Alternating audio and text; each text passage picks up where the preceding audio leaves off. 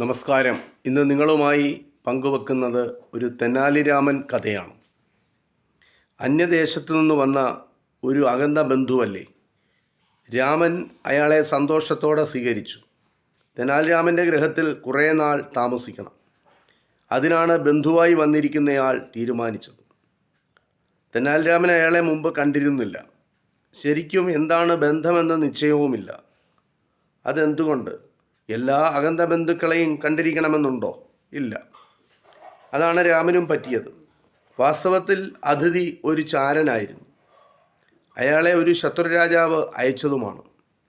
എന്താണ് ചാരന് നൽകപ്പെട്ടിരിക്കുന്ന നിർദ്ദേശം? തക്ക സമയം, അതായത് തക്ക സന്ദർഭം വരുമ്പോൾ കൃഷ്ണദേവരായരെ വധിക്കണം, അതായത് ചക്രവർത്തിയെ വധിക്കണം. പക്ഷേ രാമൻ രഹസ്യം അറിഞ്ഞിരുന്നില്ല. അയാൾക്കൊരു സംശയവും ഉണ്ടായതുമില്ല. തെനാലി രാമൻ അതിഥിക്ക് എല്ലാ സൗകര്യങ്ങളും അതുകൊണ്ട് നൽകിയിരുന്നു. രാമൻ ഗൃഹത്തിലില്ല. ഇനിയും വളരെ നേരത്തേക്ക് വരികയുമില്ല. അങ്ങനെയൊരു സന്ദർഭമുണ്ടായി ഈ ചാരനായി വന്ന അതിഥിക്ക്. ആ സന്ദർഭം അയാൾ ശരിക്കും ഉപയോഗിച്ചു. ദുഷ്ടനാണ് ചാരൻ. അയാൾ ചക്രവർത്തിക്ക് ഒരു കുറിപ്പ് കൊടുത്തയച്ചു. ചക്രവർത്തി ഉടൻ രാമൻ്റെ വീട്ടിലേക്ക് ചെല്ലണം. ഏറ്റവും പ്രധാനമായ ഒരു സംഗതിയുണ്ട്, മറ്റാരും അറിയാനും പാടില്ല. ഇത്രയുമായിരുന്നു ആ കുറിപ്പിൻ്റെ ഉള്ളടക്കം. ദുഷ്ടനായ ചാരനാണ് ഈ കുറിപ്പ് ചക്രവർത്തിക്ക് കൊടുത്തുവിട്ടത്.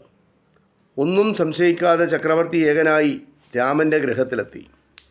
ചാരൻ കഠാരയുമായി കാത്തിരിക്കുകയാണ്.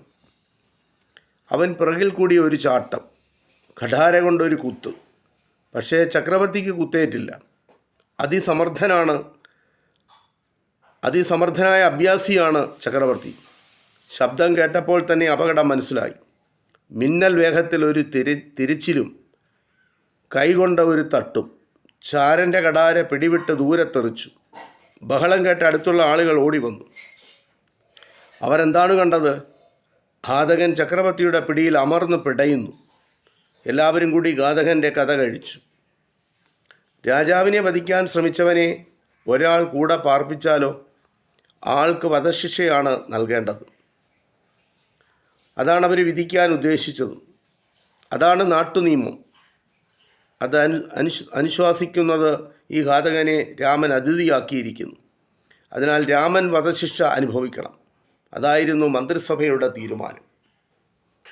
രാമൻ ചക്രവർത്തിയോട് യാചിച്ചു തൻ്റെ ജീവൻ രക്ഷിക്കണമെന്നും. തെനാലി രാമൻ്റെ ഈ അപേക്ഷ ചക്രവർത്തിക്ക് ഒന്നും